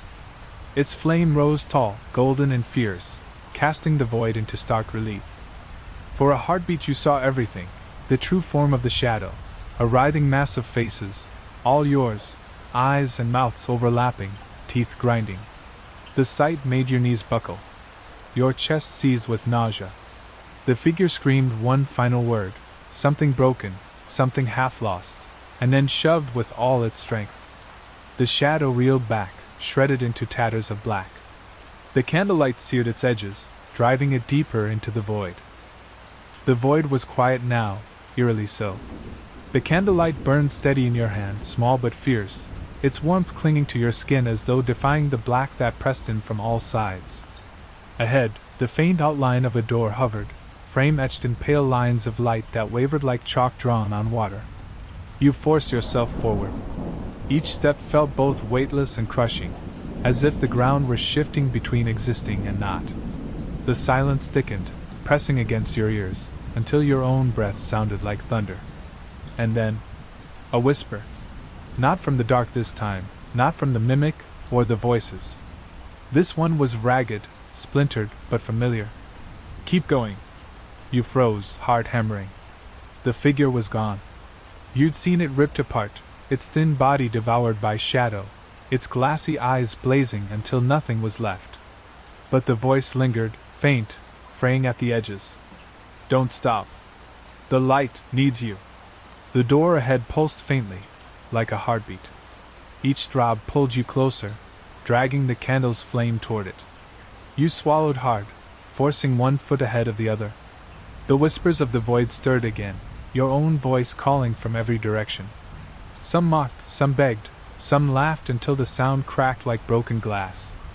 They rose around you in a storm, but the figure's ragged whisper cut through them all. "Not them. Not you. Just forward." You clutched the candle tighter and pushed on, jaw clenched, ignoring the pull of the voices. The light frame of the door grew clearer, tall, narrow, its edges carved in impossible detail, roses, spirals, faces that shifted when you blinked. The air grew colder with every step, as though the void itself tried to freeze you in place. Your limbs felt heavy, your pulse slowing. The whispers turned shrill. "Drop it. Blow it out. Give it back." The door loomed near now, close enough that you could see the knob, black, slick, pulsing faintly as though alive. The frame shivered in the candlelight, almost resisting your approach. The figure's whisper came one last time, weaker than before. "When you open it, don't look down." The candle flame bent sharply toward the knob, and the whispers all fell silent. The door loomed before you, its frame alive with roses and spirals that shifted when you tried to focus. Their carved petals curled and unfurled in rhythm with your breath, as though the door itself was inhaling you. The black knob gleamed slick, pulsing faintly, a heartbeat waiting for your touch. You hesitated. The candle flame bent low, eager, stretching toward the knob as though it longed for contact. Heat licked your wrist, urging your hand forward. But the figure's last warning echoed through your mind, ragged and sharp. "Don't look down." You forced your gaze forward, fixing on the door's strange carvings. The roses wept dark sap down their stems. The spirals shifted into eyes, hundreds of them, each one rolling to watch you. Faces surfaced and sank again, their mouths opening in silent screams. Your knees weakened. The door wasn't a door at all. not really. It was alive, waiting. The silence and the void pressed tight against your skull. And then, faintly, the whispers returned. Not scattered this time, not many voices at once, but just one. Calm. Certain. Your own. You're afraid because you know it's the only way forward. Your fingers trembled toward the knob. It pulsed faster, heat radiating from it in sickening waves. The candle flared in agreement, its flame rising high, almost touching the slick surface. You stopped. A noise drifted up from beneath you. Not loud, but steady, scratching. 1,000 nails dragging across wood. The sound rose, circling, closing in. Instinct pulled your gaze down. The void below had shifted. No longer endless, no longer black. Boards stretched beneath you now, infinite and rotting, warped under the weight of invisible bodies. And pressed against them, just under the surface, were hands. Pale, countless hands scraping, clawing, reaching up toward your feet. The figure's warning struck like lightning. Don't look down. But it was too late. Every hand froze, fingers splayed. And then, slowly, they turned their palms upward in unison, as though offering themselves to you. The knob pulsed once, hard, like a living heart. The palms remained upturned for only a heartbeat, frozen in that eerie stillness. Then the boards beneath your feet began to bend, bowing upward, as the hands pressed harder from below. Wood cracked, splinters snapping into the air. One pale wrist broke through first, jagged wood biting into its skin. Another followed, then another. Dozens of hands tore their way free, crawling upward as though the floor itself had been nothing but paper all along. The candle flame flared wildly, casting jittering light across the writhing limbs. Some hands were small, childlike, their fingers trembling, nails bitten to the quick. Others were long, skeletal, with claws blackened and sharp. A few were bruised, swollen, dripping with dark fluid that steamed when it hit the boards. They didn't reach for the door. They reached for you. The scratching swelled into a deafening chorus, a storm of wood and bone as more arms shoved upward. Some dragged entire torsos through, eyeless faces pressing against the cracks, mouths opening to scream but releasing only silence. The figure's ragged voice whispered in your head, faint but urgent. Don't give them the light. Don't let them touch it. You stumbled back, nearly slamming into the living door. Its knob throbbed faster, beating like a drum in your ears. The flame bent toward it still, as though begging to be delivered, but the hands were closer now, grasping, clawing, desperate to snatch it away. One brushed your ankle. The skin blistered instantly, a searing cold spreading up your leg. You cried out, clutching the candle higher, its glow forcing the hand back. The light seared the flesh, which sizzled and peeled before sinking into the boards. But more came. Dozens. Hundreds. The floor cracked wide, opening into a pit of writhing bodies. Their faces blurred, overlapping, all of them wearing your features twisted into grotesque masks. Their mouths moved in perfect sync, whispering with your voice. Give us the light. Give us the light. Give us the light.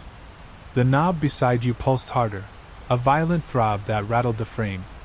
The door's carvings twisted into new shapes, open mouths, gaping wide, their tongues painted red. The candle flame flickered, caught between the pull of the door and the reach of the hands. You had only one choice. The pit widened, boards snapping like ribs under strain. The hands surged higher, an endless tide clawing toward you. They scraped against one another, fingernails splitting, palms bleeding dark fluid that spattered across the floor. The sound was unbearable, 1,000 frantic scratches, a storm of hunger and need. You backed against the living door, candle raised.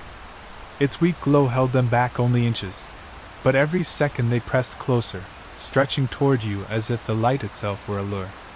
One hand latched onto your calf. The cold stabbed deep into your muscle, spreading upward fast. You gasped, stumbling, the candle nearly tipping from your grasp. Another hand seized your arm, nails biting into your skin. Your flesh burned where it touched, blistering white. The whispers came again, layered, relentless. Give us the light.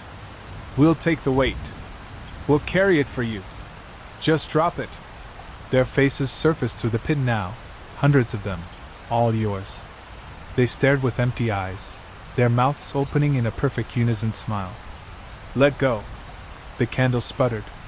The flame shrank, bending low as the hands pulled tighter.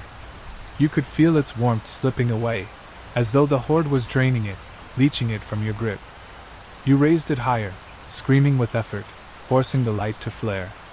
The glow seared the nearest hands, peeling their flesh away in sizzling sheets. They recoiled, hissing, but the swarm didn't stop. More pressed upward, their strength endless. The door pulsed behind you, its knob beating like a heart against your spine. The carvings shifted again, spirals turning into gaping mouths, roses twisting into writhing worms. The frame groaned as though straining to open on its own. The figure's voice returned, faint, ragged, echoing from nowhere and everywhere. Now, choose. Before they take it from you. The candle flame bent sharply toward the knob, almost snapping from your grasp. The swarm screamed in your voice, louder than the figure, drowning it out. Don't open it. The floor cracked wider, and a wave of hands lunged all at once, reaching for the candle, your face grinning on every arm. The swarm surged, a tide of pale flesh and grasping fingers. Dozens of hands latched onto you at once, clawing your arms, your legs, your clothes. Each touch spread that same freezing burn, numbing muscle, making your body feel heavier, slower. The candle wavered in your grip. Its flame shrank dangerously thin, bent sideways as though the horde's collective pull was dragging it from your hand. You clenched tighter, knuckles white, but your strength faltered under their endless grasp. The faces below grinned wider, their empty eyes glimmering in the candle's glow. They chanted in unison, your own voice bouncing back at you like a cruel chorus. Drop it! Drop it! Drop it! One hand clawed up your arm, curling around your wrist, squeezing until you felt the bones grind. The candle tilted, wax spilling hot down your sleeve. Another hand seized your throat, icy fingers tightening, choking the breath from you. The flame bent low, almost kissing the pit. No! You rasped, though your voice was strangled. You jerked upward, wrenching the candle free of one grasp only for 3 more hands to clutch at it. The swarm hissed as the light grazed their flesh, skin blistering, splitting. They didn't care.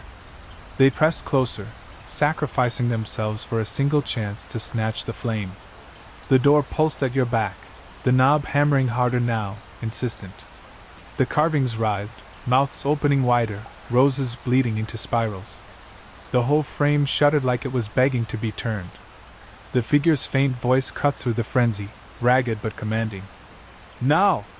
Or you'll be swallowed! The swarm screamed louder in your voice, drowning it out. IT belongs to US. The candle flame sputtered, shrinking to a fragile bead. With the last of your strength, you thrust the light high above your head, forcing it out of their reach.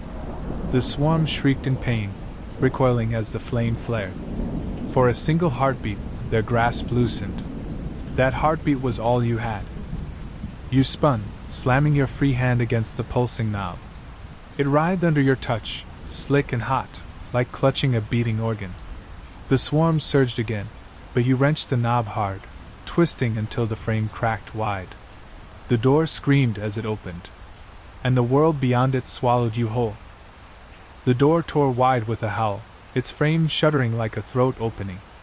Light and shadow collided, blinding you as the swarm shrieked in fury. Hands clawed after you, fingertips brushing the back of your neck, but the pull of the doorway ripped you from their grasp. You fell. Not down, not forward, the fall was every direction at once. The candlelight clung to you, its glow stretching into ribbons that wrapped your body like threads. The void churned around you, voices tumbling in its black currents. Your voices. Screams. Please. Laughter. They swirled together until you couldn't tell if they were outside or inside your skull. Your stomach lurched. The air was thick, damp, reeking of mildew and iron. And then, with a jolt that rattled your teeth, you struck solid ground. The candle flame steadied. You were standing on a floor of stone. The air was heavy, pressing, and the space stretched wide. The walls here were not painted. They were carved, endless reliefs etched into cold stone. You lifted the candle, and the carvings shifted into view. Faces. Thousands of them. Each one screaming. Their mouths were open in eternal anguish, their eyes gouged deep into the rock. Some looked familiar, too familiar. Your breath caught when you saw your own likeness etched there, mouth open, carved into the stone with chilling precision. Another face nearby wore your expression from moments ago, when the hands had nearly dragged you down. The walls moaned faintly. It wasn't an echo. It was the sound of the stone itself breathing. Behind you, the door was gone. Only bare wall remained. You turned slowly, candle shaking, its flame casting trembling light across the endless screaming faces. The chamber was vast, the ceiling lost in darkness, the floor stretching beyond sight. Somewhere ahead, deeper in the dark, a sound stirred. Not whispers this time. Not laughter. A slow, heavy dragging, like chains pulled across stone. And beneath it, a low voice rumbled. Not yours, not the figures, not anything human. You brought the light. Good. The carvings on the walls shivered, their mouths moving, their stone throats rattling in unison. The entire chamber whispered together. Feed it. The candlelight quivered as the carved faces rippled across the stone. Their mouths, frozen in anguish a moment ago, began to move. Not in sync, but chaotically, some whispering, some wailing, others gnashing their teeth in silence. The sound filled the chamber, swelling until it was more than noise. It was vibration, trembling through your bones. The nearest carving, a face eerily like your own, shifted. Its lips peeled back, stone flaking, and a wet eye rolled inside the socket, fresh and alive. It blinked at you. You staggered back, nearly tipping the candle. The flame bent toward the wall, drawn by the thing's gaze. Another face shifted. A woman's. Her jaw cracked, stone crumbling away, and a tongue pushed out, gray and swollen. It wriggled toward you, leaving a streak of slime across the rock. The chamber groaned. More faces peeled free from the wall, their features half stone, half flesh. Some whispered words you couldn't make out. Others wailed, their cries muffled by rock. Their mouths stretched wider, wider still, until the sound merged into a chorus of misery. The dragging noise in the dark grew louder. Whatever it was coming closer, chains rattling with each pull. The faces twisted toward the sound as though in worship, their jaws snapping, tongues lashing against stone. Your grip on the candle shook violently. The flame wavered. The moment it dimmed, the nearest faces surged closer, stone bending, stretching, reaching toward the heat. Their mouths opened wider, wider, until cracks shot through their cheeks, their jaws nearly splitting apart. The chamber filled with one word, spoken in hundreds of voices. Feed. You lifted the candle higher, desperate. The light flared, and the faces recoiled, shrieking as smoke hissed from their cracked surfaces. For a moment, the sound silenced them. But then the dragging chain stopped. And the deep voice spoke again, closer now, rolling through the chamber like thunder. Bring it to me. The faces froze. Their eyes all turned toward the dark ahead. And slowly, they began to smile. The chamber quieted, but the silence was worse than the screams. Hundreds of faces carved into stone stared at you, their smiles frozen, their stone eyes glinting faintly in the candlelight. All of them looked toward the same point, the farthest reach of the chamber, where the dark was thickest. The chains rattled again. Slow. Deliberate. You raised the candle higher. Its flame flared, pushing the dark back in stuttering waves. That was when you saw it. Not all at once. Just fragments. First, a hand. Pale, massive, the size of a table, dragging across the stone floor. The nails were cracked black, curling into claws. Iron shackles bit deep into its wrist, chain links thick as your arm trailing into the dark. Then, a glimpse of a shoulder, hunched and bony, skin stretched too thin over sharp ridges. The flesh there was scarred, scored by deep gouges that oozed slow rivulets of something dark and sticky. Another drag forward. The sound of iron scraping stone shook the chamber. The faces on the wall moaned, low and reverent. The candle bent sharply toward the shape in the dark, as though the flame itself longed for it. The voice came again, deeper now, closer, a rumble that vibrated the air. "You've carried it farther than most." The chains jerked taut, stopping the shape from coming closer. You caught a glimpse of ribs, grotesquely wide, wrapped in shackles of iron that pulsed faintly as if alive. The walls groaned in unison. The faces wept dark fluid, mouths opening to echo the same word. "Feed." The flame sputtered in your hand, stretching thin, almost leaping toward the thing in chains. Your knuckles whitened as you clutched it close. The heat scalded your palm, but you didn't let go. The shape leaned forward. And though its face still lurked in shadow, you felt its gaze, vast, hollow, crushing. "You think it's yours," the chain thing murmured. "But the light was born for me." The walls screamed in agreement. The chains rattled again, straining as the shape shifted forward, but they held. The thing's body loomed just outside the reach of the candlelight, its size so massive that the shadows themselves seemed to warp around it. The voice rolled low, smooth now, no longer a growl but something calm, persuasive. "You've carried it so far. Longer than the others. You must be tired." The flame quivered, bending in agreement, its glow stretching toward the black. The heat pulsed in your palm, unbearable, as though the candle wanted to leap from your hand. The faces in the walls leaned closer, stone bending. Their mouths widened in mock sympathy, whispering softly, 100 overlapping voices. "Tired. So tired. Let it go." Your breath came ragged, chest tight. The memory of every struggle, the mimic, the spirals, the hands clawing from the floor, pressed against your mind, dragging you toward surrender. The thing's hand shifted forward again, chains grinding sparks against stone.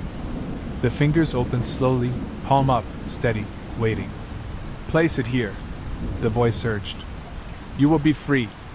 No more running. No more fear. The house will close behind you. You'll wake where you began, whole again." The promise sank into your bones like warmth after cold. You imagined it, the gate outside, the quiet street, the night air untouched by the stench of rot and whispers. The candle leaned forward harder, flame stretching so thin it nearly snapped. But the figure's broken voice echoed faintly in your skull, a memory that refused to fade. "Keep the light alive. Even if I don't." Your grip tightened. Sweat streaked your temple, wax hissed on your skin, but still you held on. The chain thing chuckled, low and deep. The sound shook the chamber, rattling the carved faces until they cracked and bled. "You think it's strength. It's only pride." The chain snapped taut as it leaned closer still. The candlelight finally grazed the edge of its face. Pale skin stretched over bone. Hollow sockets where eyes should be. A mouth that split too wide, teeth jagged, gums raw. It grinned. "Come closer. Let me see the light in your eyes before I take it." The grin lingered in the dark, teeth glistening wet where the candlelight kissed them. The chains quivered with every word, links vibrating like strings pulled taut. "You believe the light makes you strong." It rumbled, voice slow, patient. "But it is not yours. It is mine. Always mine." The candle trembled violently in your hand, its flame bending as though ready to leap from the wick. Heat poured into your skin, blistering. You hissed through clenched teeth but refused to loosen your grip. The walls leaned closer, stone faces shifting, whispering in sympathy. "Give it! Give it! Give it!" Somewhat dark fluid from their sockets. Others laughed softly, their mouths stretching wide until cracks split across the rock. Their voices merged with the chain thing's words, echoing his persuasion. "Do you know what happens when you keep it?" the deep voice asked. "It burns you. Slowly. It hollows you out. It carves your name into these walls, like all the others." The faces trembled, and for a moment you saw them differently. Not strangers. Not horrors. But echoes of people. Their features blurred into familiar ones, a man you once passed on the street, a teacher from your childhood, a stranger from a bus.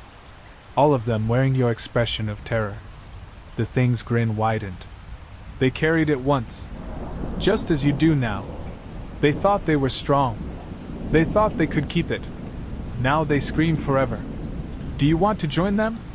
The candlelight flickered dangerously, nearly collapsing inward. You fought to keep your hand steady, forcing the flame upright again. Your heart pounded so hard you feared it would blow the light out on its own. The voice softened, almost tender. Come, place it here. End the wait. I will take it, and you will walk free. No more faces. No more whispers. No more house. The massive palm stretched forward again, so close the heat of the candle wavered against its cold skin. The chains rattled but held, links glowing faintly as though alive. Or, the grin stretched wider, teeth gleaming. Defy me, and burn until there is nothing left.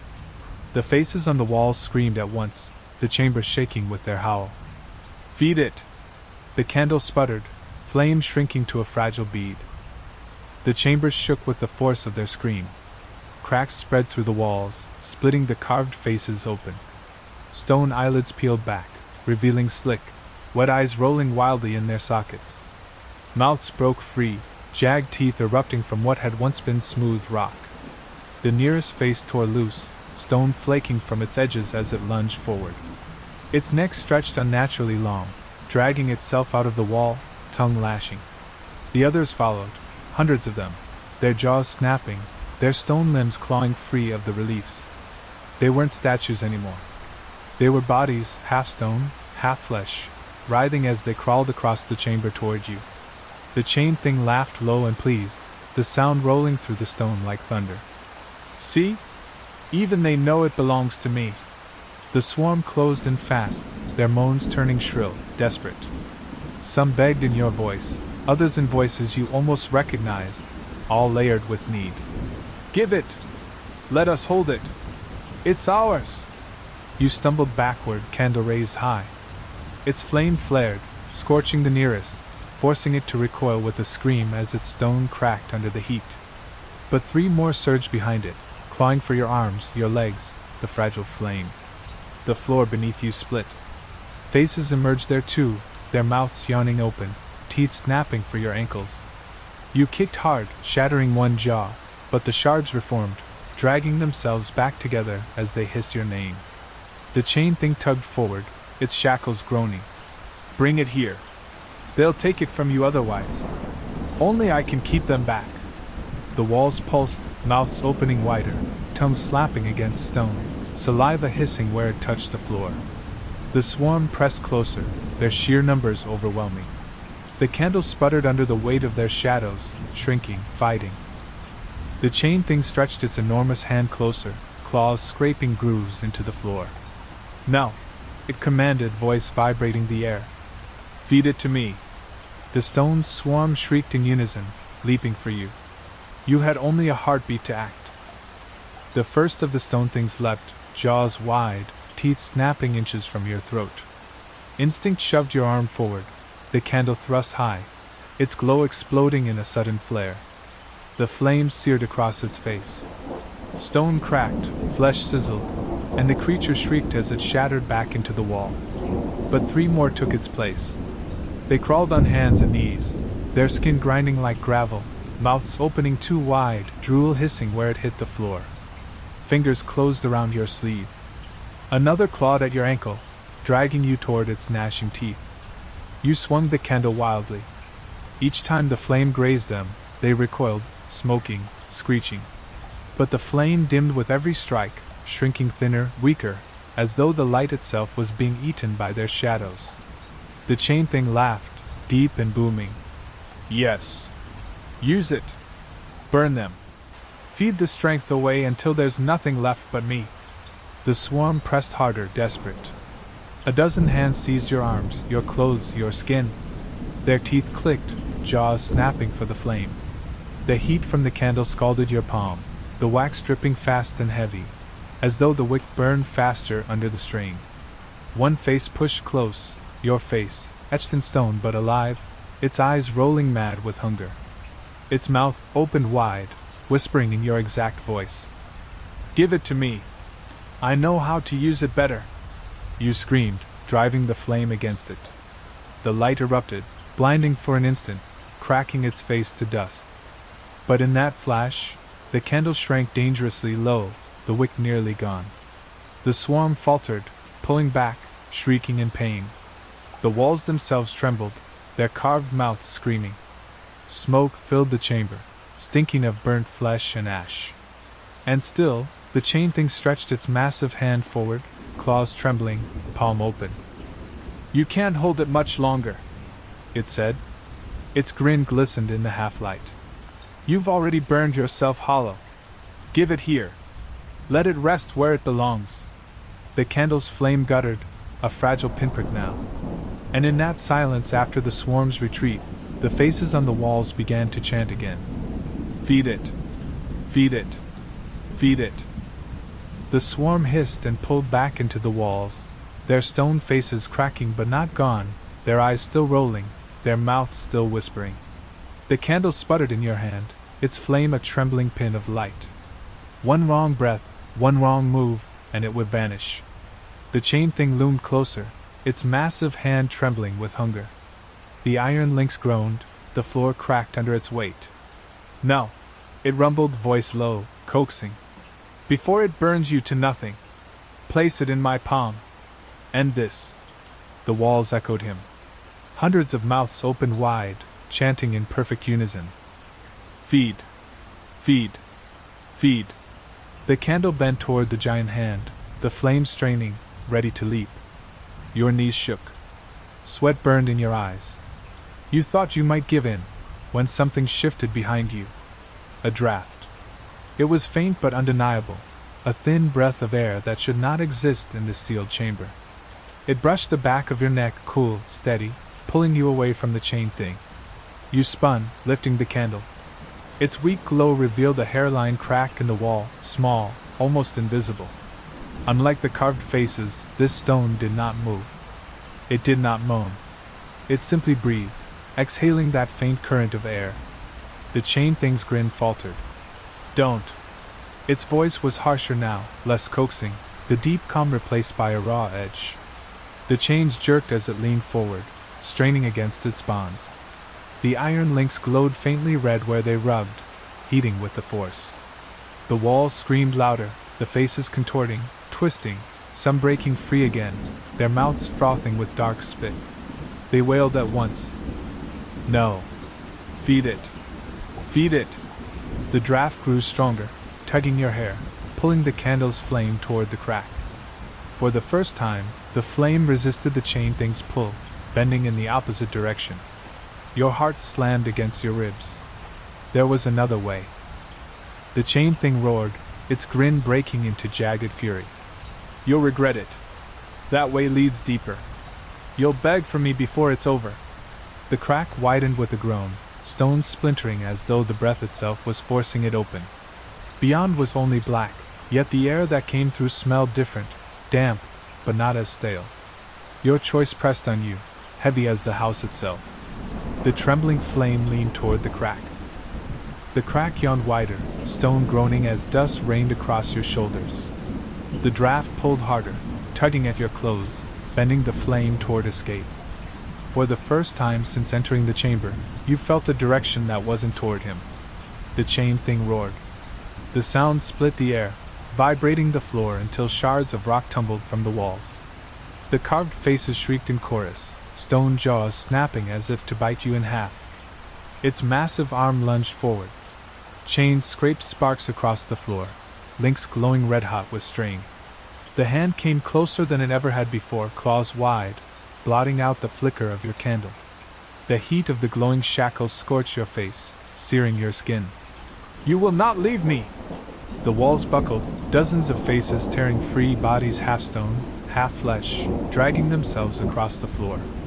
Their mouths unhinged too wide, their tongues lashing for the candle. You stumbled back toward the crack. The draft was stronger now, tugging you off balance, pulling you toward its waiting dark. The candle bent toward it eagerly, flame flaring as though alive. The chain thing's claws struck the floor just short of you, gouging deep trenches into the stone. Sparks burst. Its roar shook dust from the ceiling in choking clouds. The swarm pressed closer, their whispers now frantic, pleading. "Don't go. Don't go. Stay with us." One lunged, teeth snapping for your wrist. You screamed and thrust the candle into its face. The light seared it apart in an instant, its stone skin cracking to dust, its flesh hissing into nothing. The flame wavered dangerously low, but it held. The chain thing strained harder, links snapping taut, glowing so bright they looked ready to burst. For a moment, its face leaned just past the edge of shadow, hollow sockets fixed on you, its grin stretched wide in fury. If you go deeper, you belong to them. The crack split wider, a jagged wound in the stone, the draft rushing through with a howl. You had only a breath of time before his chains broke free, or the flame guttered out. The draft pulled harder, tugging at your clothes and hair, bending the candle flame toward the crack in the wall. You stumbled closer, the gap widening, its edges jagged and sharp like a wound torn through the stone. Behind you, the chain thing bellowed, the sound shaking the chamber so violently that entire slabs of rock split and fell. Faces shattered from the walls, their shards writhing on the floor before melting into dark slurry. The iron links glowed white-hot now, hissing where they scraped the floor. The massive creature strained forward, ribs and shoulders jutting like knives under its skin. You are mine! With a sound like mountains splitting, the first shackle snapped. The noise was deafening, a scream of tortured metal. Sparks burst across the chamber, setting the carved faces alight in hellish glow. The freed arms slammed down, claws carving trenches that smoked as though the stone itself burned under their weight. The faces on the walls wailed in ecstasy. Free! Free! Free! The second chain gave way, links bursting apart in a shower of sparks. The creature surged forward, half its massive body free, dragging the remaining shackles across the stone floor with bone-rattling force. You threw yourself toward the crack, the draft pulling you harder now, nearly dragging you in. The candle flared as the air rushed past, its light feeding on the wind. But the creature was faster. Its claws slammed down beside you, the impact rattling your bones. The heat of its breath poured across your neck, wet and foul, as its grinning mouth dipped closer. You think the dark is kinder? It hissed, voice scraping your skull. You'll beg for me in the end. Its free hand lunged, claws snapping for the candle. At the last instant, the draft yanked you sideways, pulling you into the crack. The stone tore at your clothes, slicing your skin, but the force dragged you deeper, away from its claws. The candle sputtered, flame bending backward toward the beast even as you were swallowed by the narrow dark. Behind you, the last chain snapped. The roar that followed was not human. The crack closed around you, stone grinding against your shoulders, scraping your arms raw as you shoved yourself forward. The draft roared, no longer faint but a howling wind, dragging you deeper. The candle sputtered wildly in your hand, its flame stretched thin but alive, casting frantic shadows against the jagged walls. Behind you, the roar shook the stone. Dust rained in thick clouds. The freed thing had torn itself loose. Its claws scraped into the crack, stone shrieking as it forced its bulk forward. The tunnel shuddered under its weight, walls splitting wider to make room for its massive shoulders, ribs grinding against rock. You crawled faster, breath tearing from your throat. Blood smeared across the walls where your skin split against sharp edges. The candle's heat blistered your palm, but you dared not loosen your grip. The voice came from behind, echoing through the stone, so close you could feel its breath on your heels. You can't outrun me! This place is me. Claws scraped closer. One slashed at your ankle, missing by inches, the air itself burning with its heat. The draft yanked you harder, pulling your body forward just before the next strike. The tunnel tightened, crushing your ribs as you wriggled through. The candle flame bent sideways, guttering dangerously as stone pressed near enough to smother it. You turned your wrist, protecting it with your body, whispering hoarse, desperate words, not prayers, not pleas, just sound to keep yourself sane. The roar thundered again, closer, furious. The light is mine! Give it! The tunnel ahead split. Two narrow paths yawned in the dark, one slanting upward, jagged and sharp, the other sloping down, smooth and wet. Both swallowed the candle's glow, revealing nothing of what lay ahead. The draft didn't guide you this time. Both paths breathed, both pulled at the flame. Behind, claws struck the stone, sparks raining as the freed thing clawed closer. You had only seconds to choose. Up or down.